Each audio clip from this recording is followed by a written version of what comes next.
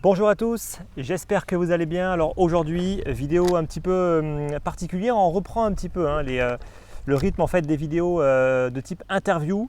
Mais aujourd'hui on est avec Slashcoin, donc Georges, que vous connaissez sûrement, que j'ai déjà interviewé il y a un petit moment maintenant, pour le coup, sur la chaîne. À l'époque, tu n'étais pas du tout encore sur Maurice.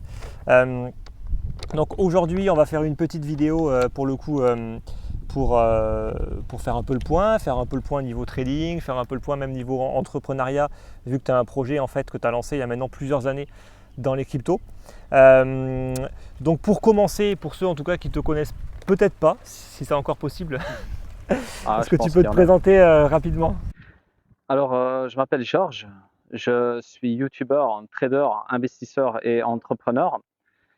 Sur YouTube, je suis connu sous le nom de Slashcoin. Je partage essentiellement des analyses techniques sur le marché des crypto-monnaies, mais pas que. J'en partage aussi sur les devises, parfois les matières premières. Du côté entrepreneuriat, je suis cofondateur d'une entreprise basée en Suisse nommée MyDID. L'application MyDID permet de générer des identifiants décentralisés, respectueux de la vie de ses utilisateurs. Et on arrive sur des étapes assez importantes. On n'a pas beaucoup communiqué, mais c'est volontaire. Mais tout doucement, on va dire qu'on va avoir un certain équilibre par rapport à cela. Je pense que 2023, ça va être une année assez intéressante pour ce projet. Ok.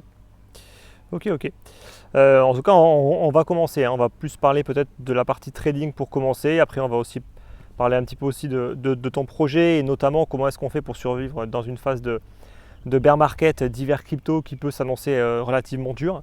Déjà, on va faire un petit peu le point. On touche quasiment à la fin de l'année en fait 2022, qui aura été une année, en tout cas de mon point de vue personnel, je pense que ça aurait été la pire année pour les investisseurs. Honnêtement, par rapport à tout ce qui s'est passé, si on refait rapidement tous les événements, il y a eu donc déjà le top de marché qui a été tapé en fin d'année en fait 2021. Ensuite, il y a eu l'effondrement du stablecoin UST plus de la blockchain associée avec le token Luna.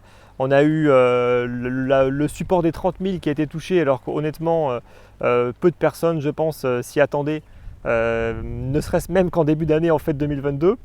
Puis après, on va taper les 20. Puis après, on enfonce encore le clou avec FTX qui, au final, a bien trompé tout le monde, j'ai envie de dire, en restant poli. Et là, on casse de nouveau le support des 19-20 pour aller enfoncer dans la zone des 15. Je pense que ça a quand même été une année quand même assez particulière. Je sais que toi, ça fait également depuis un moment que tu es dans ce marché. C'est quoi un petit peu ton, Alors, ton point de vue? on est des vieux de la vieille. On est arrivé sur YouTube fin 2017. Il y Ouais. avait quelques chaînes YouTube à cette époque-là. On était, je pense, 4-5. Ouais, effectivement. Et après, voilà, bear market, ça s'est un peu éparpillé. Et ensuite, bull market. D'autres chaînes YouTube, c'est comme les tokens, sont apparus. Ça pop comme ça, tu vois, boum. Voilà, mais pour rebondir sur FTX, oui, c'est une année assez riche en émotions. Après, je pense qu'il fallait passer par là. C'est un mal pour un mieux. Ouais. La cause est dans le futur. On saura un jour pourquoi. C'est un marché qui est encore jeune, mais qui a bien mûri. Et c'est la raison pour laquelle c'est intéressant d'être dedans aujourd'hui. On n'a plus rien à prouver avec la blockchain. Beaucoup d'entreprises sont derrière. Ça prend du temps. Ça prend du temps, mais ça avance assez vite. Après, c'est vrai que moi, pour ma part, en avril, j'ai réduit mon exposition, donc avril 2021, lors de ce fameux top. Ah oui, ok. Mais je n'ai pas vendu assez. C'est difficile de se dire c'est le top. Ouais. C'est pour ça que c'est intéressant de vendre et aussi d'acheter par palier. Bien sûr.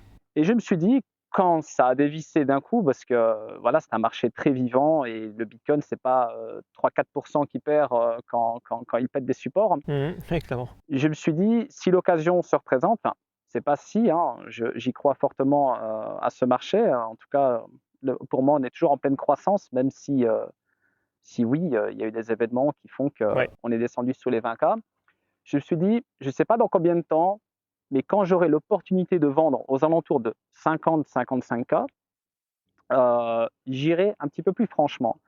Parce qu'il faut préciser que dans ce marché, tout le monde a facile d'acheter, mais vendre, c'est beaucoup plus compliqué. Toujours pareil, hein. Acheter, vous regardez une vidéo sur YouTube où votre influenceur vous dit que ce token-là, ou top 3, top 5, top 10, top 30, vous achetez. Par contre, vendre, Jamais. c'est ça qui fait la différence. C'est ça qui fait, qui va Ouais, vous bien sûr. permettre d'être rentable ou pas. Parce que acheter, ce n'est qu'un achat.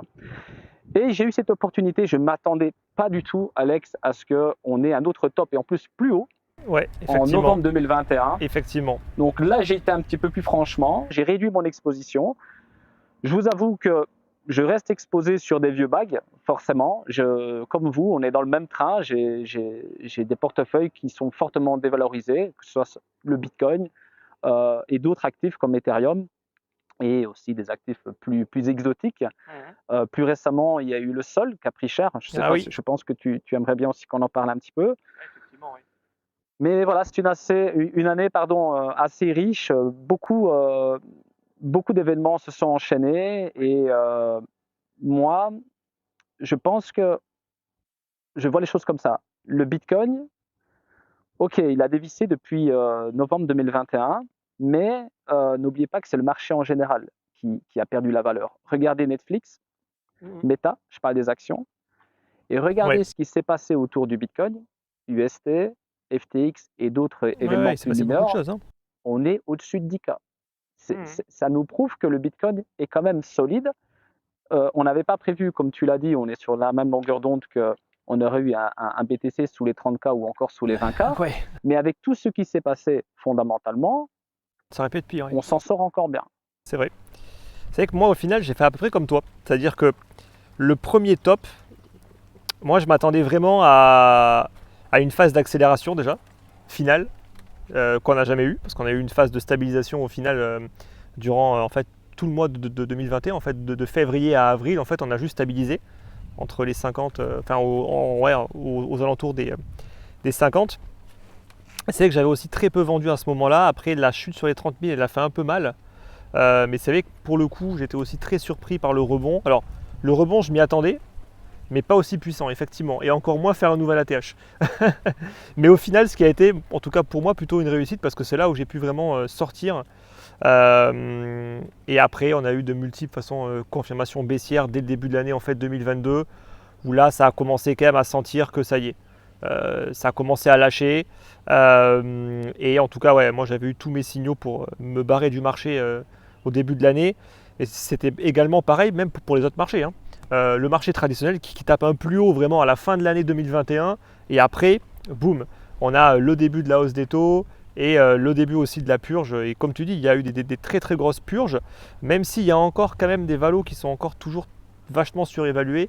Mais je pense que c'est pour ça que l'année 2023 ne sera pas une année de folie, hein. Pour moi, ce sera encore une année de purge, peut-être pas en fait dans la force de la baisse, mais plutôt en fait dans la stabilisation, stabiliser sur des niveaux qui peuvent s'apparenter à être relativement bas. Psychologiquement, c'est aussi très compliqué.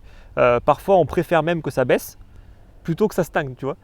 Parce qu'en fait, à chaque fois que ça baisse, tu vas toujours avoir des gens qui vont te dire ok, je rachète. Mais quand ça stagne, ils sont plus là. Et tu vois, et pour moi, une année 2023 de consolidation, peut-être sur les niveaux actuels, ce serait encore pire. Ça ferait encore plus le ménage, et ça ferait surtout le ménage au niveau des boîtes. C'est surtout ça en fait, tu vois. Les solides vont rester. Toutes les boîtes bancales qui ont fait n'importe quoi, elles vont toutes sauter. Et mine de rien, en fait, c'est un ménage, quoi. Je trouve que ce qui est arrivé à FTX, heureusement qu'on l'a eu maintenant. Parce que imagine dans un an ou deux, FTX encore plus gros. Je ne sais même pas si tu as vu, apparemment ils avaient même essayé de récupérer des fonds des banques du Bahamas en leur promettant un rendement à 12%.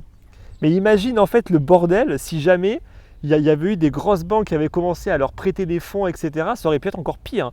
Donc je me dis, voilà, c'est un mal pour un bien.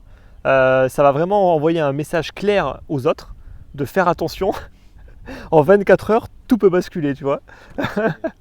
Tout à fait. Après, c'est vrai que FTX avait déjà de grosses tentacules, et comme tu l'as souligné, vaut mieux que ce soit que ce soit passé maintenant en 2022 qu'en 2024 ou Ouais, bien 2025. sûr. En fait, plus on aura attendu et plus les dommages collatéraux auront été importants. Sachant qu'en parlant de dommages collatéraux, aujourd'hui, nous savons plus ou moins ce qui s'est passé et ce qui pourrait potentiellement se passer, mais on va découvrir des Ouais, il y choses a encore au des fur et à cadavres. mesure des semaines et des mois. C'est pour ça qu'il faudra être patient car oui, Ouais. on va découvrir des cadavres, des affaires, il y a des boîtes qui vont sauter. C'est un ménage qui va être fait et aussi des leçons qu'il faudra en tirer. Des leçons. Surtout.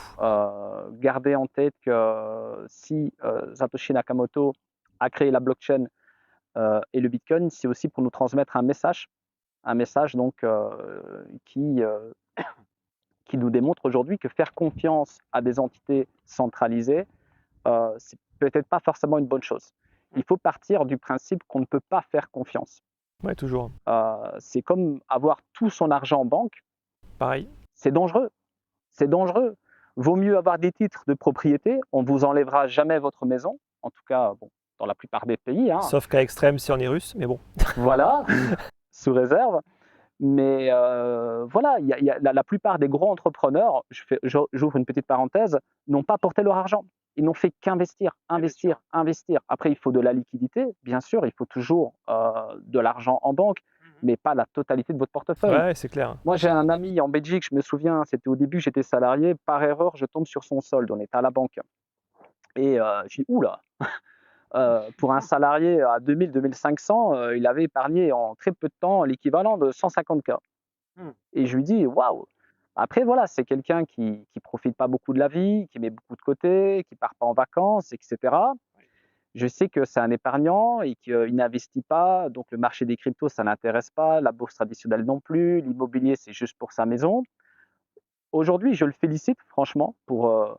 Je sais, voilà, il a une famille, il a une maison, voilà, une bonne vie et tout, mais c'est 150K, même s'il est passé à 300, qu'est-ce que ça vaut? Parce que là, je vous parle, Ah oui. c'était en 2006-2007. Ah oui. Regardez déjà l'euro en 2008, on était à 1,60 contre $1, si je me trompe. J'ai plus le graphique sous les yeux. Possible en tout cas. Hein, on Regardez devait être sur déjà les plus hauts. Hein. contre le dollar ce que ces euros en banque On fait, valent ouais. maintenant aujourd'hui, plus L'inflation. l'inflation. Effectivement. Je Donc, pense qu'on peut enlever 30% facile, voire même 40 ou 50. avant, Il faudrait faire le calcul, mais. c'est ça. Moi, je suis belge. En Belgique, 1 million de francs belges à l'époque, être millionnaire, c'était beaucoup, beaucoup d'argent. Pour les Belges de ta communauté qui me regardent, être millionnaire, c'était pas comme être millionnaire en roupies ici. Oui, C'était effectivement. vraiment Ouais. beaucoup d'argent. Aujourd'hui, c'est 25 000 euros. 25 000 euros, tout est relatif, c'est de l'argent, mais Plus autant. Plus autant. Ah non, mais ça on le sait, c'est le capital se fait détruire. C'est pour ça que l'épargnant qui ne place pas correctement ses fonds, il se fait détruire. Et placé sur un livret A ou une assurance vie fonds en euros, tu te fais détruire sur des placements qui rémunèrent 1 à 2% par an, qui sont négatifs net d'inflation, tu perds de la valeur. Et en plus de ça, avec le différentiel de change, un euro qui peut-être est structurellement baissier maintenant, j'ai du mal à voir l'euro repartir sur une dynamique haussière sur les prochaines années. Tout ça, c'est diversification, une fois de plus, tu vois. C'est diversification de tout. Moi, je passe mon temps à le dire. Plateforme d'échange, toujours en avoir au moins 2 ou 3. Quand j'entends encore des histoires de personnes dire « j'avais tout mis sur FTX ». Mais une fois de plus, putain, c'est incroyable. On revoit les mêmes histoires. Il y avait eu pareil sur l'UST. J'avais tout mis sur l'UST à 20%. Même parfois des gens, ils prennent de l'argent de leurs parents, etc. Ouais, j'ai un super truc et tout. Ils ne se rendent pas compte du risque démesuré en fait qu'ils vont prendre. Et après, ils n'ont que leurs yeux pour pleurer. Et le pire, c'est que quand tu perds tout ton argent, tu repars à zéro, quoi. Alors ok, tu as les connaissances peut-être, tu peux repartir, mais c'est toujours mieux de repartir quand il te reste au moins la moitié, voire les 3/4, en ayant pris juste moins de risques, tu vois. Donc diversification des banques, des pays, jamais tout mettre en France, bien évidemment, des devises, ne surtout pas avoir que de l'euro, parce qu'on a aussi vécu une époque extrêmement stable. Je pense que les 10 dernières années ont été extrêmement stables au niveau des devises, au niveau des marchés, en fait au niveau de tout. En fait, l'immobilier il faisait que monter. On a quand même vécu une période qui a habitué, je pense, de manière très très mal les gens à croire que tout allait bien, que les devises ça bougeait pas trop, que les taux ils allaient juste rester bas, que les marchés ils feraient que monter, que l'immobilier ça ne peut faire que monter, et qu'en fait on allait vivre comme ça, tu vois. Et j'ai l'impression que les gens ils ont cru, ils ont cru, et au final aujourd'hui, eh ben, on est en train juste de revivre ce que des personnes qui n'ont peut-être pas notre âge mais un peu plus âgées ont vécu dans les années 2000, années 80, des phases où non, ça bouge, tu vois, et où on se rend compte qu'il y a du risque partout. Donc c'est pour ça que la diversification, on ne cessera de le répéter, voilà, c'est vraiment le b.a.-ba en fait pour survivre, quoi. C'est sûr que avoir tous ses actifs, toute sa liquidité dans le marché des crypto-monnaies, c'est déjà pas une bonne chose. Non, clairement pas. Moi, voilà, à titre personnel, je suis dans l'immobilier. J'ai commencé avec les garages en Belgique. Après, voilà, j'ai toujours eu un petit problème d'éthique, hein. Je préfère mieux mettre une voiture dehors qu'une famille dehors, en plus en Ah oui, hiver. oui, effectivement. Sachant Ouais. que les locataires ont beaucoup de droits, ce qui est normal. Ok. Mais après, ça peut être intéressant de te dire, tiens, je veux vendre un garage, parce que tout de suite, si tu vends une maison, bah, ça peut être un gros montant que tu n'as peut-être pas forcément besoin à ce Ouais, c'est moment-là. plus liquide un garage, moins de liquide. contraintes.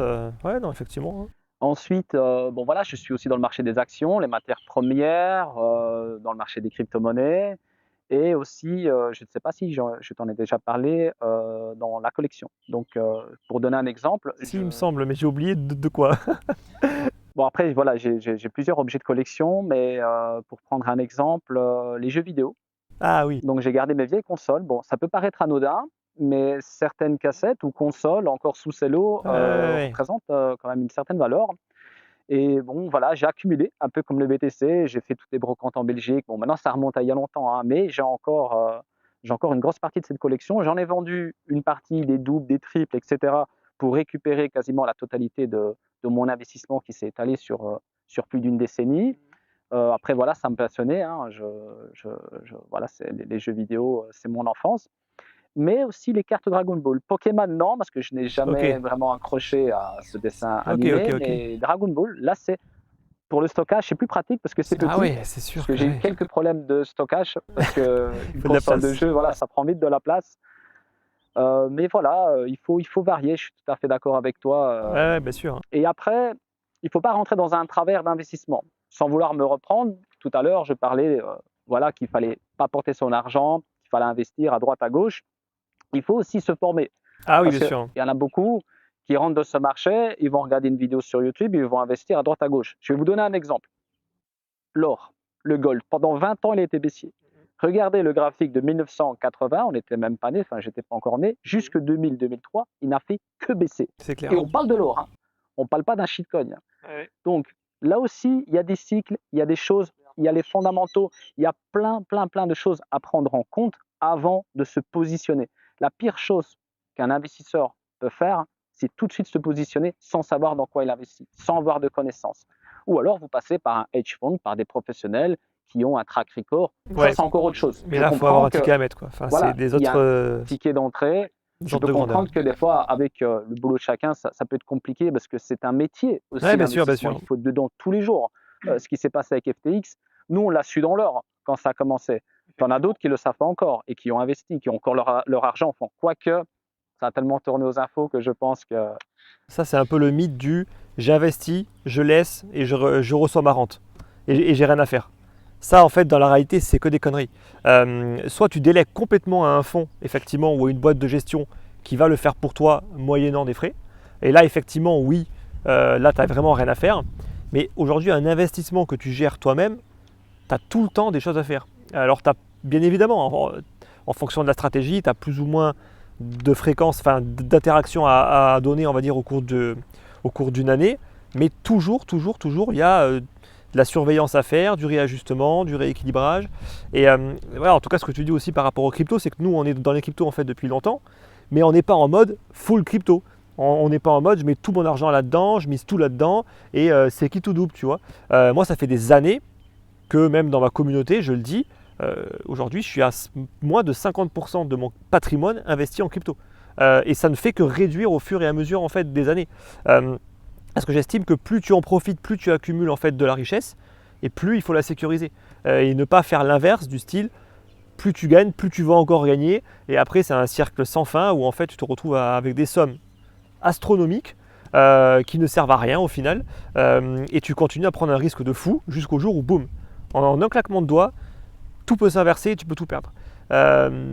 Donc, en tout cas, c'est intéressant ce que tu me dis là sur effectivement, les cartes Dragon Ball, cartes Pokémon. Ça, c'est tellement déconnecté du marché crypto, du marché tradi. C'est vraiment des marchés en fait de niche qui en plus ont été travaillés pour toi depuis très longtemps. Ça a été acheté il y a très longtemps, même si ça a des cycles, ça aussi. Voilà, il y a des moments en fait où c'est important, où c'est intéressant en fait d'acheter, sûrement aussi de vendre. Là aussi, il faut s'y connaître. Moi, Ouais, maintenant, il c'est faut savoir. juste voilà, du stockage long terme. Mais par exemple, si je rachetais une Nintendo sans la boîte, la frigolite, sans la notice, elle peut valoir 5 fois moins cher. Pourtant, en fait, la boîte, l'emballage de cette console-là, pour prendre l'exemple de la Nintendo NES, coûte plus cher que la console en elle-même. Parce qu'un collectionneur va vraiment regarder donc l'état de la boîte, si la frigolite est encore présente, la notice d'utilisation, si elle n'a pas jauni avec le soleil, si elle était stockée à l'ombre. C'est tous des détails que, voilà, si tu t'y connais pas, tu arrives sur une brocante, tiens, Nintendo NES, 50 €, c'est pas cher, j'en ai vu une à 500 € sur eBay. Ouais, Non, mais effectivement. en fait, elle vaut vraiment 50 € cette Nintendo-là. Et voilà, c'est là aussi, il y a une formation. On ne peut pas arriver et se dire, tiens, je vais collectionner des cartes Dragon Ball, parce que là, les cartes Dragon Ball, il y a énormément de contrefaçons. Oui, ok. C'est un business aussi, les cartes Ouais. Pokémon et tout ça.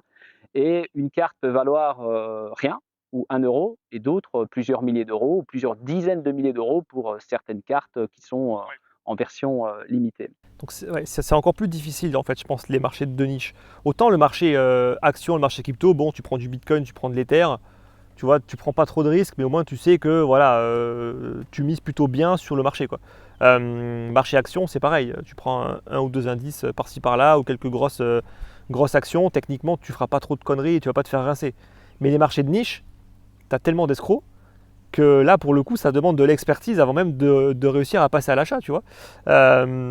Moi, ce qui m'a fasciné, ça a été aussi l'année 2022 et 2021, ça a été l'année des montres. Je ne sais pas si tu en as entendu parler. J'ai vu beaucoup de monde passer sur Twitter, en effet. Sur Twitter, TikTok et tout ce que tu veux, où tout le monde était là en train de dire j'ai acheté telle montre, limite avec leur application. Ah, alors aujourd'hui ça a pris tant de valeur, etc. Bon. Je suis pas connaisseur, mais j'aimerais bien qu'on me dise si ma vieille Garmin, parce que moi j'ai juste une montre de sport, si elle vaut de l'argent aujourd'hui. Je vous la montrerai sur Twitter, sait-on jamais.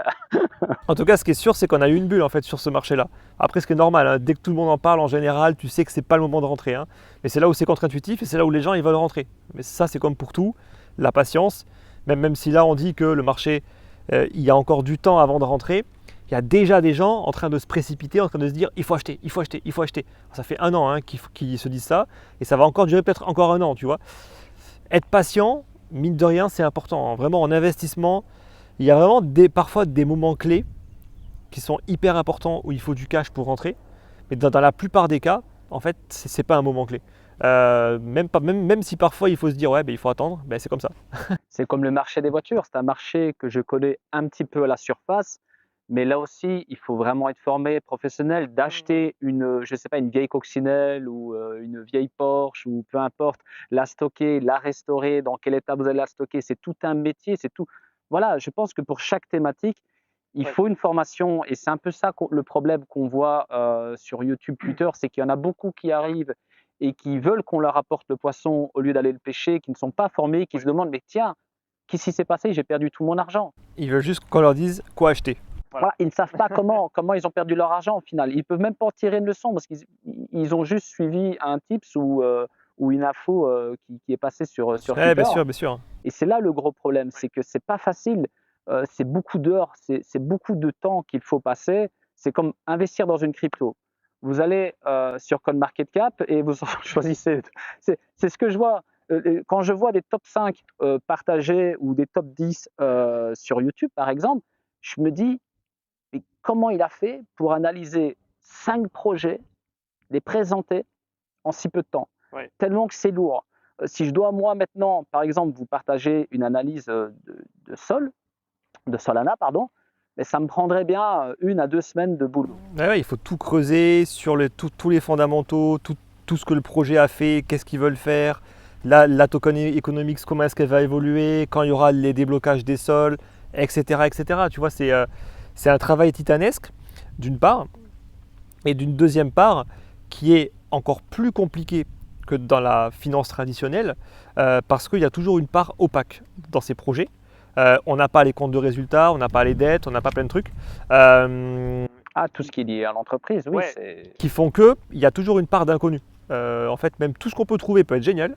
Et puis au final, en fait, ils l'ont mise à l'envers à tout le monde. Et puis au final, en fait, la boîte allait super mal. Et puis au final, voilà, elle s'effondre. FTX? Ouais, voilà, par exemple. À la surface, FTX, tout le monde avait confiance, tout le monde chez FTX. Moi-même, j'avais un compte sur FTX, j'ai pas peur de le dire. Mais derrière, c'était pourri. Il n'y avait rien, c'était une coquille vide.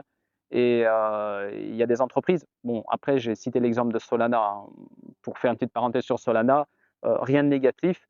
Aujourd'hui, c'est vrai que c'est un actif qui a été entraîné aussi à la baisse, vu qu'il y en a beaucoup qui étaient détendus du côté de FTX. Il y a un pari à faire, parce que pour moi, les fondamentaux n'ont pas bougé. La blockchain est toujours là, ouais. La blockchain est toujours là.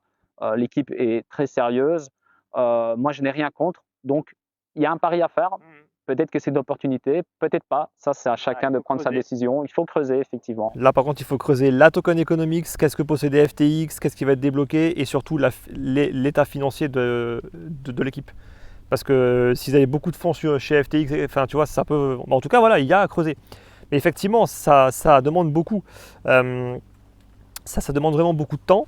Et en plus, il faut le faire de manière limite industrielle, parce que tu en as tellement qui vont quand même échouer, que pour être sûr en fait de mettre des billes dans certains qui vont réussir, eh ben, il faut au moins le faire sur plusieurs, quoi, tu vois. Et même 1, 2 ou 3, c'est pas suffisant, tu vois. Moi, je prends toujours cette même data. Les fonds d'investissement, ils investissent dans au moins 50 projets pour être sûr d'avoir au moins, et encore sûr, c'est jamais sûr en vrai, mais avoir au moins 2 ou 3 des fameuses licornes, des projets qui vont exploser, qui vont acheter à 3 fois rien, et dessus, ils feront un fois 100, voire plus. Donc à une échelle où tu reviens à un particulier, c'est hyper difficile. C'est là après où tu as tout l'avantage aussi de faire plus peut-être du trading, de la gestion active, de se concentrer en fait sur les gros projets, ou de faire peut-être quelques ICO assez connus à droite et à gauche, comme on sait que ça fonctionne plutôt bien, notamment en phase de bull market. Mais bon, effectivement, c'est les fameux top 5 et top 10 et tout ce que tu veux, voire même certains qui te mettent juste, pour mettre juste une info, en mode il prend le top performance de la semaine. Et ça ne sert mais strictement à rien. Je veux dire, c'est encore pire. Il faudrait faire l'inverse limite. Il faudrait prendre celles qui ont le moins performé pour essayer justement en fait de jouer sur un rebond. Alors que les gens ils font l'inverse. Ils prennent celles qui ont déjà monté, ils vont acheter très souvent des tops, et ils vont juste acheter, boum, juste avant que ça retombe. Tu vois, ça ne sert strictement à rien, hein, tous ces trucs-là. Hein. Et pourtant, tu vois, les gens, ils continuent encore à le faire. Et je me rappelle de ça, déjà à l'époque, on le voyait. C'est sûr, mais après, j'ajoute à cela que quand vous avez un actif qui passe, par exemple, de 100 à 10 dollars et qui est solide et que tout le monde a chillé sur tous les réseaux sociaux, vous dites, c'est pas cher. Prochain bull run, ça va remonter au moins à 100 dollars. Alors faites attention, parce que nous, on est dans ce marché depuis longtemps. Je vais prendre l'exemple de Neo. Ah oui, Neo, ouais. ICX, je ne sais pas quand tu publieras la vidéo, mais ICX aujourd'hui fait une belle performance. Bon, après, la liquidité est faible. Icon, oui. Mais Neo, en fait, Neo est toujours pas cher aujourd'hui. Il n'a jamais retouché son ATH. Donc attention avec ces cryptos qui ont fortement pumpé en 2021-2022, qui sont entre guillemets pas chers aujourd'hui. Ah oui, clairement. Il faut plutôt surveiller les nouveaux arrivants. Mais c'est vrai que moi je pourrais te citer là, les fameux projets que nous on a connus en 2017, effectivement. Donc déjà c'était Antshares après Neo, EOS, Elastos, tu avais ONT, tu avais InChain. Ouais, oui, c'est vrai, je me rappelle. Mais tu peux tous les prendre. Ils sont tous au fond du gouffre. Ils n'ont pas été capables de refaire un nouvel ATH. Les seuls qui résistent sont Ether. Et là, pour le coup, c'est clairement avéré que l'Ether, à mon avis, c'est là pour durer. Cardano, pour moi, est très très dégueulasse, même s'il a réussi à faire un nouvel ATH. D'un point de vue technique, il est catastrophique. Je ne serais pas étonné que lui, pour le coup, il fasse une descente tranquille dans la market cap et qu'il sorte du top 10. Délisté de Coinbase récemment. Ah ouais? J'ai vu passer, ouais. Coinbase déliste. Bon, après, j'ai pas vérifié la source. Hein. Cardano. Non, pas Cardano. Stellar, XRP, Bitcoin Cash. Cardano, je ne pense pas. Ouais, peut-être pas Cardano, peut-être pas encore, mais en tout cas, oui, ça c'est pareil en 2018. Binance, commençait déjà à délister en fait les projets qui avaient quasiment plus de volume. Et là en fait c'est simple, quand un projet est délisté, c'est game over. C'est terminé, le projet il ne va plus jamais remonter. Ça veut dire qu'il n'y a plus aucun intérêt, plus personne ne l'achète, il sera plus disponible sur les principales plateformes, donc il n'y aura jamais plus de personnes qui pourront l'acheter facilement. Sauf vraiment s'ils font un truc de malade d'un point de vue fondamental, mais jusqu'à preuve du contraire, je crois que c'est jamais arrivé. Sinon c'est fini, non. quoi, tu vois. On a déjà vu un token qui n'a pas de volume, comme GLD, Elrond au tout début, qui n'a pas de volume et qui en prend. Beaucoup de tokens ont eu cette croissance-là, mais un token qui a eu beaucoup de volume et qui ensuite ça a diminué, on n'a jamais vu ce token revenir de Il y a loin. plus de chances pour qu'il y ait juste une phase de hype, une petite bulle, ça retombe, mais c'est game over. Parce qu'au final, derrière, il n'y a rien. C'est ça aussi qu'il faut vraiment insister en fait là-dessus, il n'y a rien, strictement rien. Et n'oubliez pas que la plupart des projets, il n'y a toujours rien. Ça, il faut quand même pas l'oublier. Dans toutes les croûtes qui ont été créées aujourd'hui, il y en a quelques-unes qui sont intéressantes, mais c'est toujours pareil. C'est en crée 100 pour en avoir une de bonne, quoi, tu vois. Et ça, ne jamais l'oublier. Hyper important. On va essayer Ah, vas-y, je te laisse finir. C'est sûr qu'il y a beaucoup de tokens dans ce marché, et comme tu l'as souligné avant, il y a beaucoup d'entreprises qui gèrent mal leurs fonds et on ne sait pas le voir. On a beau être le meilleur expert pour analyser les fondamentaux d'un projet, il y a des choses qu'on ne sait pas. Par exemple, moi de mon côté, quand on a levé des fonds pour MyDAD, on a défini un prix moyen de cette levée et à chaque fois qu'on a dépassé ce prix moyen, on a converti en stablecoin. Bon, après, on est parano, hein, c'est multisig avec plusieurs couches. Enfin, voilà. On a sécurisé tout ça et ça nous a permis d'avoir une certaine visibilité financière. Aujourd'hui, on se dit, même avec un Bitcoin à 16K, parce qu'on a principalement levé en BTC, c'est dur parce qu'on a gardé des Bitcoins. Bien sûr, on se dit, tiens, notre portefeuille a perdu en valeur, mais on ne compte pas toucher ces Bitcoins tout de suite. On va peut-être commencer à les convertir quand on s'approchera de nouveau de ce prix moyen. Et je connais beaucoup de porteurs de projets qui m'ont dit, nous on est resté full ETH parce qu'à l'époque c'était beaucoup des levées de fonds en Ethereum. Ils se sont retrouvés avec des millions et des millions. Ils ont même généré des plus-values et ensuite ils n'ont pas vendu parce qu'ils n'étaient pas en capacité de vente ou parce qu'ils ne voulaient pas vendre, qu'ils pensaient que ça allait continuer. Ils se sont retrouvés sans visibilité financière, c'est-à-dire même si l'équipe est de bonne intention, le projet, il n'y a plus de pognon, on ne s'est plus payé et le projet tombe à l'eau. Clairement. Même si l'équipe était compétente. Et ça, c'est important. Et quand on voit comment les fonds ont été gérés chez FTX, dites-vous qu'il y avait des milliards là-bas, qu'il y avait quand même des gens compétents, il y avait des personnes chèrement payées pour vérifier à tout ça. A priori, Et c'est du n'importe quoi. Donc, dans les moyennes et petites startups, c'est encore pire. Là aussi, je pense qu'on va apprendre des choses. Mais il y a une éducation financière clairement. Pour cela. Mais ça, pourtant, nous, on a vécu 2018, on a vécu toutes ces levées de fonds qu'il y avait eu, de toutes ces ICO qui avaient justement sauté par manque de liquidité parce qu'elles n'avaient pas correctement converti leurs fonds et qu'elles avaient subi en fait toute la phase de baisse. Et en fait, tu te rends compte que pour l'instant, peut-être que certains ont appris, mais il y en a quand même beaucoup qui continuent à faire encore beaucoup de conneries, quoi. C'est sûr, c'est un marché qui a bien mûri. Il y a beaucoup de choses qui ont bien avancé, mais il y a des mentalités qui sont restées encore arriérées, je trouve. Justement, en parlant de maturité, c'était la prochaine question. J'avais cette sensation en fait de me dire que le marché était très mature, en fait, qu'il avait plutôt bien évolué, qu'on avait des acteurs solides qui avaient commencé à bien s'implanter en fait dans le marché. Entre eux, tu as Coinbase pour la régulation, qui s'est introduit en bourse également au moment idéal pour eux. Tu as Binance qui a également bien évolué avec la BSC, son BNB également qui a été très très bien valorisé, FTX également. Pour moi en tout cas il en faisait partie. Puis aujourd'hui on se rend compte qu'en 48 heures FTX tombe, que le FTT tombe.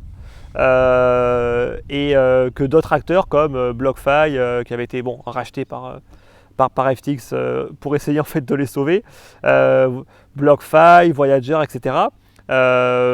Qui parfois proposent carrément des solutions de type institutionnel, ils sautent.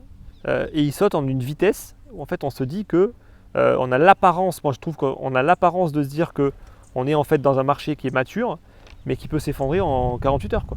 Donc je sais pas en tout cas toi ton avis par rapport à ça, mais ça fait quand même au final un peu prendre de recul par rapport à comment le marché a évolué et de se dire que on n'en est pas encore tout à fait là, d'avoir un marché qui est mature, qui est suffisamment mature pour être capable de faire des choses de type mainstream, quoi. C'est sûr. Alors moi, je pense, c'est mon avis, c'est que la régulation n'attend que ça, qu'il y ait des événements de ce type-là pour avoir cette excuse d'imposer des dispositifs, des filtres, etc. Donc il faut passer par là, il faut qu'il y ait de la casse pour qu'on soit plus protégé à l'avenir. Parce que FTX, c'est un drame, je sais que beaucoup d'entre vous ont perdu de l'argent et on ne le voit pas sur Twitter, mais il y a des personnes qui sont vraiment dans la détresse. Il y a des personnes, il y a des faits divers qui sont liés à tout ça. Et souvent, ce qu'on voit, c'est j'ai gagné de l'argent, mais quand on perd de l'argent, on aime rester caché et on en souffre. Mais pour revenir à ce que tu disais, il faut passer par là. Il faut qu'il y ait de la casse pour qu'on puisse reconstruire avec de nouvelles fondations. Donc la régulation, ils n'ont pas attendu pour Non. tout de suite communiquer là-dessus. Vous avez vu, Il y a une brèche, ils y vont. Bon, alors ils s'y prennent mal, on est d'accord là-dessus. Ils s'y prennent mal et en plus les communications sont mal calibrées. J'ai l'impression qu'ils ne connaissent pas vraiment le sujet. Voilà, on sent que de leur côté aussi, il y a une mise à jour à faire par rapport à la techno, par rapport à beaucoup de mécanismes. Mais je pense qu'il faut passer par là. Si on continuait en mode Far West sans qu'il y ait trop de casse, en fait, l'échéance ne peut qu'être plus longue. C'est quoi ton avis un petit peu par rapport à la régulation? Ça, c'est bon, c'est un long débat. Après, tu me diras, mais c'est toujours pareil. Il y en a qui prônent un environnement complètement dérégulé où on laisse faire les gens faire ce qu'ils veulent, de manière complètement décentralisée. Mais alors qu'on sait pertinemment que c'est pas du tout vers ça en fait qu'on tend aujourd'hui. Mais toi, c'est quoi un petit peu ton avis par rapport à ça? Si tu en as, en tout cas. Mais... Alors, moi, ce que je peux vous dire, c'est que moi, je suis pour la décentralisation. Il y en a beaucoup qui se contredisent, qui sont pro-Bitcoin ou maximalistes, mais à côté de ça, ils sont sur des exchanges où ils passent vers des entités centralisées, etc. etc. Aujourd'hui, on vous demande votre identité, on vous demande de passer un KYC pour n'importe quoi.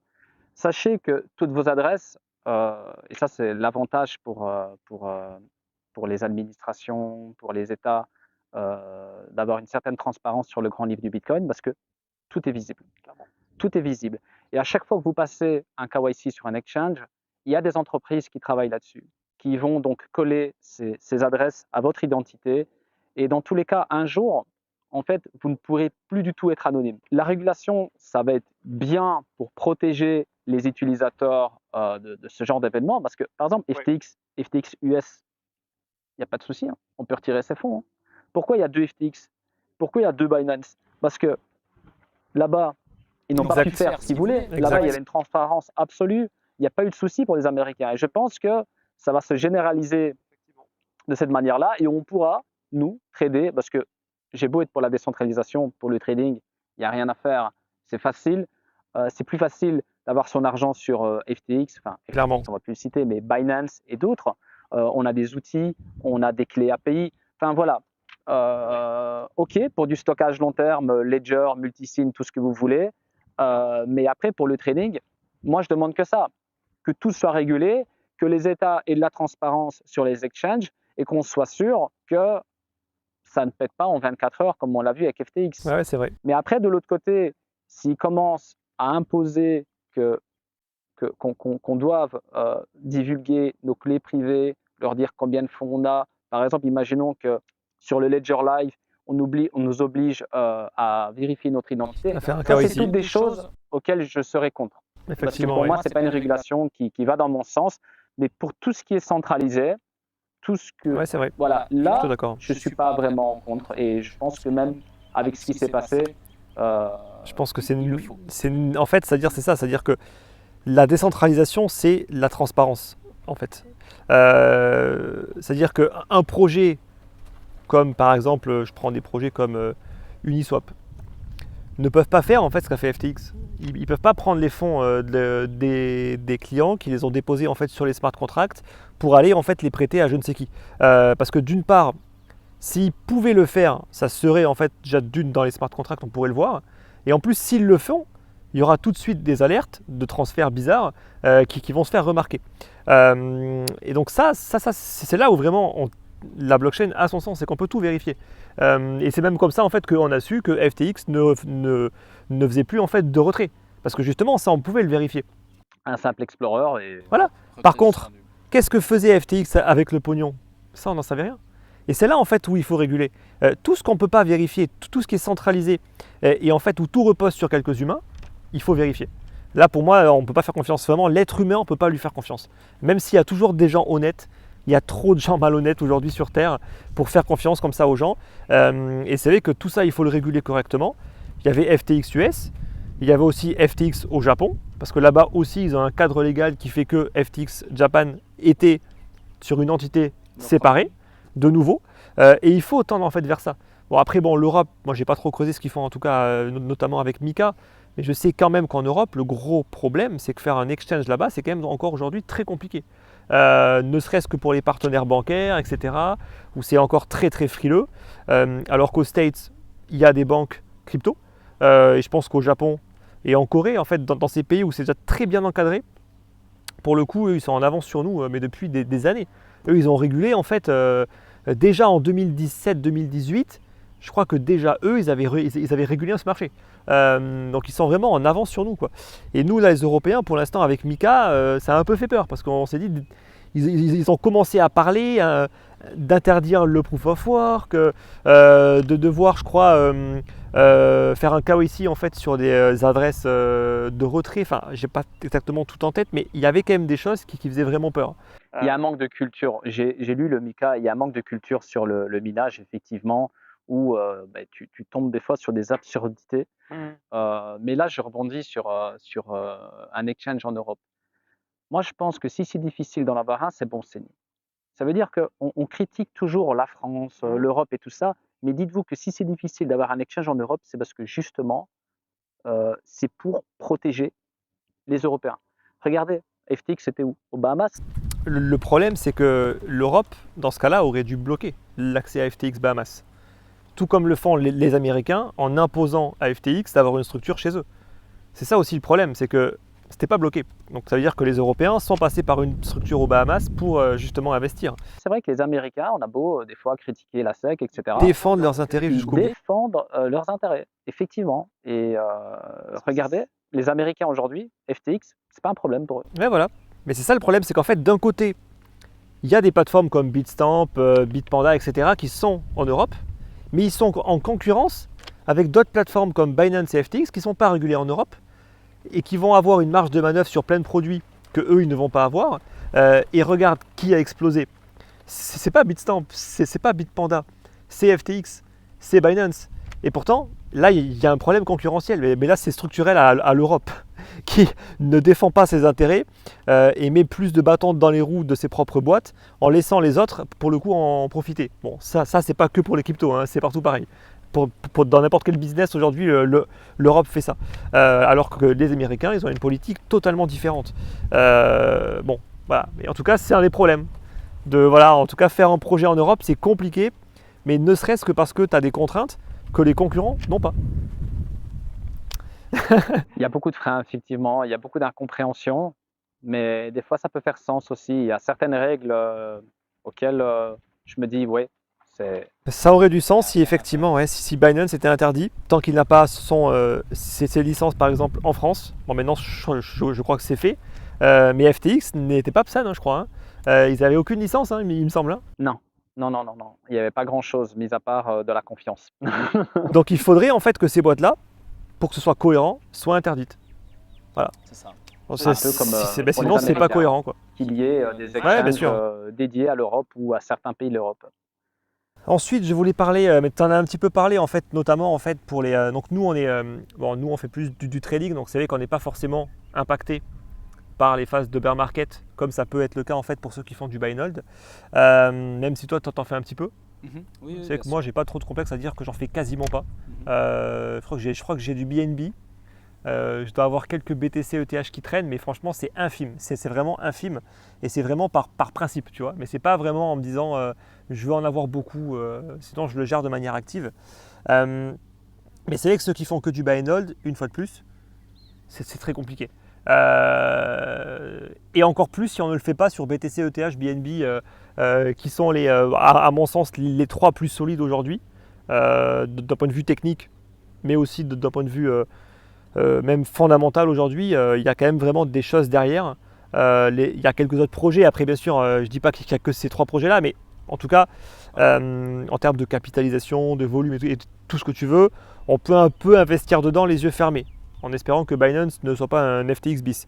Mais pour tout le reste, c'est quand même beaucoup plus compliqué par rapport à ce qu'on disait tout à l'heure justement. Le fait que beaucoup de projets ne vont pas refaire de nouveaux ATH, etc. C'est quand même compliqué aujourd'hui pour ceux qui font du buy and hold. C'est compliqué, oui et non. Par exemple, moi, je suis un peu sur tous les fronts, effectivement. Je Ouais. suis sur du court, du moyen, du long terme et aussi du je ne vendrai entre guillemets jamais ou dans très longtemps, le buy and hold. J'ai des vieux bags, j'en ai parlé tout à l'heure. Et c'est pas compliqué en soi si vous avez investi dans un actif solide. Parce qu'aujourd'hui, on a un marché qui a dévissé, certes, mais du buy and hold, c'est pas pour vendre maintenant en 2022. Moi, j'ai l'intention de vendre certains actifs en 2025, 2030. Ouais. J'allais dire 2010.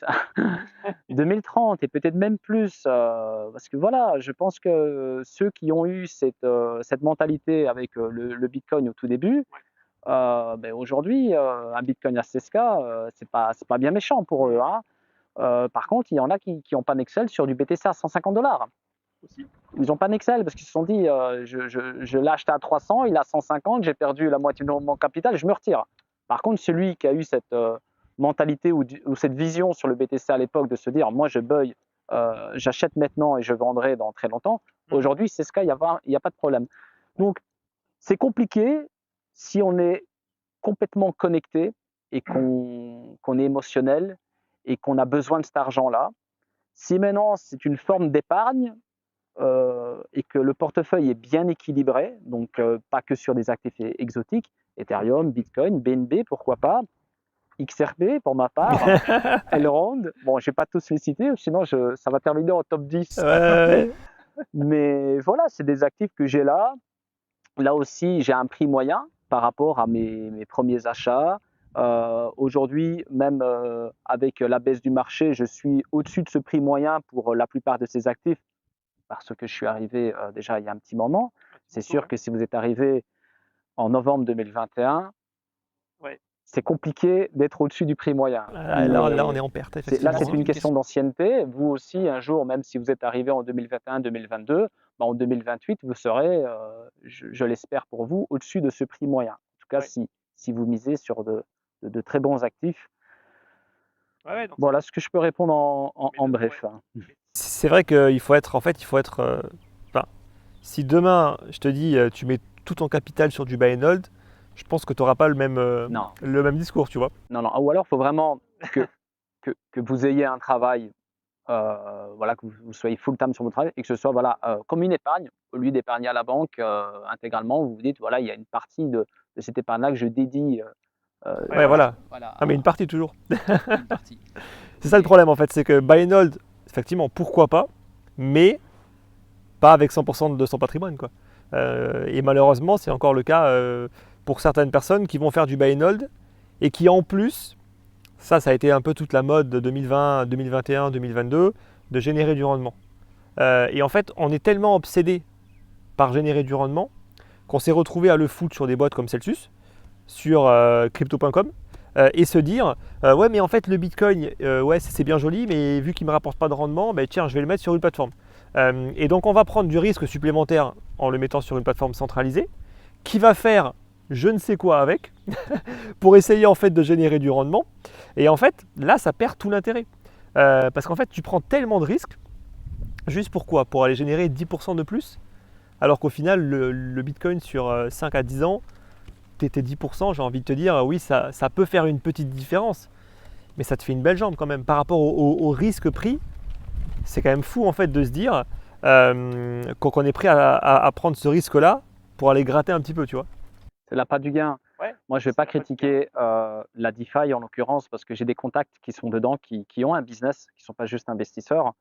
Mais je leur ai déjà dit, moi, je suis toujours resté très loin de ça. L'argent facile, j'y crois pas sur du long terme. Avoir aujourd'hui du stablecoin, c'est déjà un danger en soi.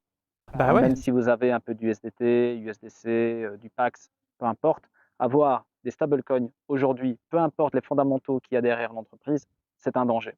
C'est un danger, il faut varier. Il faut varier. Donc, si en plus de ça, vos stablecoins, vous les confiez à une entreprise qui centralise tout ça et qui joue avec ces stablecoins et qui vous donne un rendement important, le risque est encore plus élevé.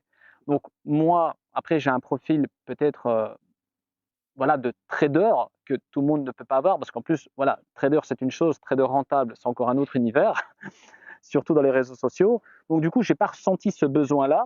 On me l'a proposé, même par rapport à l'entreprise, parce qu'on a levé des fonds. Tiens, tu les placerais pas parce qu'on avait des stables. Et quand j'ai vu les chiffres, tu as dit 10%, j'ai même vu 15-20% passer. Je me suis dit, waouh, ça peut représenter une belle somme, quoi, effectivement. Mais on est resté loin de tout ça. Et aujourd'hui, pas qu'on est content que tout ça s'est passé, mais on se dit, on a pas mal fait les choses. On a pas mal fait les choses. On n'a pas été attiré par de l'argent facile. Et finalement, ben, ce qu'on a, on ne l'a pas perdu. On n'en a pas eu plus, mais on n'en a pas perdu. Donc, moi, je pense qu'il faut en tirer une leçon de ce qui s'est passé. Il faut aujourd'hui être parano. Moi, j'ai toujours été parano, surtout comment je stocke mes crypto-monnaies, comment je sécurise, surtout. On est responsable de nos actifs. On joue le rôle justement des banques quelque part. ça, ouais. Tu as des bitcoins sur une clé privée, un wallet desktop, voilà, le Bitcoin Core. Ouais. Tu as une clé privée, tu la perds, tu n'as plus de bitcoin. Ah ouais, Tu ne peux pas téléphoner exact. à Nakamoto et lui dire écoute, j'ai envie de récupérer mes bitcoins. C'est pas possible. Ou à 6Z. Ça a des inconvénients, Sauve-nous. mais ça a des avantages indéniables. Ouais, non, clairement, clairement. Et ça, Effectivement. il y a une éducation derrière, il y a beaucoup de choses qu'il faut savoir. Si on veut passer par aucun tiers de confiance, et il faut forcément que ce soit nous-mêmes en fait. C'est-à-dire que c'est nous qui devons être responsables en fait. Quand tu mets tes fonds, quand tu prends un stablecoin, tu as un tiers de confiance. C'est Circle, c'est Paxos, c'est eux en fait qui pour le coup achètent des bons du trésor américain pour garantir en fait que chaque BUSD qui va être émis est backé en fait pour le coup par un actif. Si tu veux avoir un contrôle total, effectivement, là tu prends déjà un actif qui est décentralisé, en l'occurrence par exemple du Bitcoin, parce que clairement un stablecoin n'est pas décentralisé. Ça, il faut quand même le préciser. C'est totalement centralisé, ça utilise une blockchain, mais ça n'est absolument pas décentralisé. Un stablecoin peut être bloqué. Hein. Il faut toujours le. Il y a une fonction dans le contrat. Il y a une fonction qui fait qu'ils peuvent geler. Ils ne peuvent pas récupérer, mais ils peuvent geler. Donc ça veut dire que ça revient au même. C'est comme un compte bancaire qui a été gelé, on ne peut plus rien faire avec. Ils peuvent tous le faire. Circle, Paxos, même Tether, ils l'ont fait avec FTX, où ils avaient bloqué une partie justement des fonds. Donc les seuls trucs décentralisés, c'est qu'on ne peut pas les bloquer. En l'occurrence, Bitcoin, Ether et du stablecoin décentralisé, mais de nouveau, à vos risques et périls. C'est des systèmes qui sont encore assez expérimentaux, mis à part le DAI, pour l'instant, j'en connais pas encore beaucoup qui ont beaucoup d'existence et qui ont plutôt bien résisté. Maintenant, c'est un peu la mode, ils veulent tous faire leur stablecoin algorithmique. Je crois qu'il y a le projet AV qui veut le faire. D'autres projets également qui veulent le faire, bon, Tron également. Moi, honnêtement, grande prudence par rapport à tout ça. Honnêtement, ça, c'est quand même des trucs qui peuvent s'effondrer. Il n'y aura personne derrière pour venir garantir une quelconque valeur. Voilà, mais effectivement. Bon, écoute, on va prendre un petit virage, on va finir. Écoute, donc là, on est à Maurice. On va parler un petit peu de ton expatriation. Maintenant, ça fait un petit moment que tu es expatrié. Ça fait depuis quand? Ça se passe comment, ton expatriation? Bah, ça fait un peu plus d'un an. J'ai eu plus de bonnes surprises que de mauvaises, donc ça va. Maurice, c'est vraiment une bonne destination. Déjà, bon, la langue officielle, c'est l'anglais, mais on peut parler le français. On n'a pas de frein, en tout cas pour les enfants, et on peut continuer à maintenir de l'anglais. On peut parler anglais un peu partout. Tout l'administratif est en anglais aussi. Pour moi, ça a été un coup de catalyseur d'être venu ici, d'avoir fait des rencontres. On se connaissait déjà avant, mais le fait de se voir en présentiel, c'est une autre dimension. D'avoir rencontré d'autres contacts, c'est beaucoup de richesse, beaucoup d'échanges assez intéressants. Et rien que pour ça, déjà, ça en valait la peine. J'ai hésité, parce que j'ai hésité entre Maurice et d'autres destinations. et on ne peut pas tout planifier à l'avance. Il faut vraiment y aller, venir sur place. Je me souviens que tu m'avais bien décrit Maurice et ça s'approche vraiment de ce que j'ai pu découvrir. Mais c'est en arrivant sur place que j'ai découvert Maurice et Le concret. avec ma femme, on s'était dit: «Bon, on fait un test, de 6 mois et ensuite on verra». On avait donc un plan B, un retour en Belgique et 3 mois après, on a pris la décision de rester. Pour moi, le gros avantage de Maurice, c'est que c'est très petit, mais il y a énormément de personnes qui sont un peu comme nous. Voilà, que ce soit des entrepreneurs, des mecs qui investissent, pas forcément que dans la crypto, hein, dans tout, tu vois, ou même des traders. Hein. Ici, tu vois, tu fais juste quelques kilomètres, tu trouves un nombre d'entrepreneurs, de mecs qui ont créé des business, de mecs qui tradent, etc. C'est ça, c'est tout du légitime. Tu es ici à Maurice, tu es rentable. Ce qui est vraiment bien pour moi, c'est qu'il y a une communauté belge ici à Maurice, une grosse communauté française, mais il y a des Belges aussi. Et comme tu l'as dit, ce n'est pas que des personnes qui sont dans la crypto-monnaie ou qui sont traders, il y a aussi des salariés qui travaillent pour des grosses boîtes ici à l'île Maurice ou dans les îles voisines, et des entrepreneurs qui sont dans d'autres thématiques, bien sûr. dans le bancaire et autres. Et c'est très enrichissant d'avoir des réunions avec eux et d'échanger. On leur apprend, nous, des choses sur l'investissement, les crypto-monnaies, et en échange, on a des informations qu'on n'aurait pas pu découvrir sur le net ou ailleurs. Tout va plus vite. C'est-à-dire que honnêtement, en France ou en Belgique, même en Europe, c'est un peu comme peut-être être en Suisse, à Genève, où là tu as quand même un petit milieu, ou même à Monaco, mais bon, c'est un autre milieu. Mais sinon, c'est vrai que sinon en Europe c'est très compliqué. C'est pas en allant faire du squash ou je sais pas que tu vas aller croiser un mec qui est un gros investisseur ou un trader ou je ne sais quoi, tu vois. Alors qu'ici, surtout là, là où on est en fait sur Maurice, bon, juste tu vas au Super U, tu peux croiser.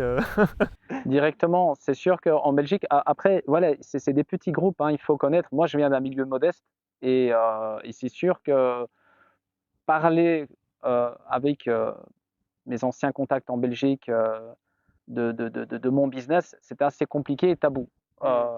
C'est plus facile ici.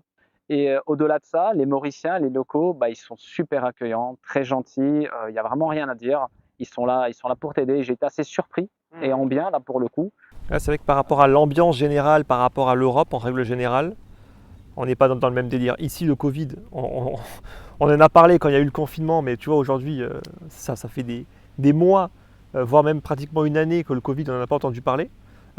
Tout ce qui se passe, là, les guerres, etc., on n'entend rien parler ici. Tu vois, on est vraiment tellement loin qu'on se concentre sur les petits problèmes qu'il peut y avoir à Maurice, parce qu'il y a bien sûr il y en a, tu vois. Mais quand je vais parler avec des personnes, c'est pas pour parler ni de la guerre, ni de l'inflation, alors que pourtant ici ils la subissent, ni de la dévaluation de la monnaie, ni du pouvoir d'achat, ni des grèves, tout ça on oublie. Ils ont toujours le sourire.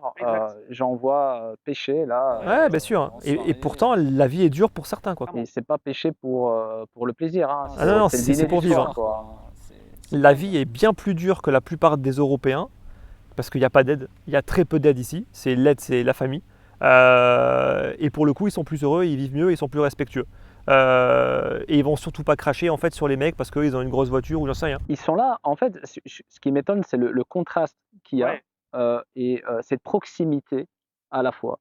Parce que dans d'autres pays, on dirait qu'il y a un mur en fait entre les deux, qu'ici en fait tout est ouvert, on est vraiment mélangé et c'est assez impressionnant. Bah, ici, tu comptes le nombre de grosses voitures entre les Porsche, les BM, les Mercedes, les Jaguars, etc. T'en croises partout. Ouais, c'est vrai que je suis allé à La Réunion. Tu n'en vois pas une seule. Non. Là, on voit que ouais.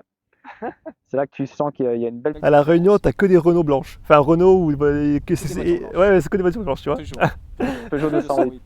C'est vrai. Et ce qui m'a impressionné aussi, c'est la première fois que je suis allé à Port-Louis, je ne connaissais pas, j'étais en voiture avec une voiture de location, une petite voiture blanche, et je cherchais un parking et le policier, bon, il a compris que je cherchais quelque chose, il est venu près de moi et je lui dis voilà, je cherche un parking et il a commencé limite à arrêter des voitures, à me faire prendre, je vais pas dire un sens unique, mais presque, et à me guider jusqu'au parking. En Belgique, je pense qu'il m'aurait pas répondu. Et pourtant, Port-Louis, c'est là où ils vont être le plus excités.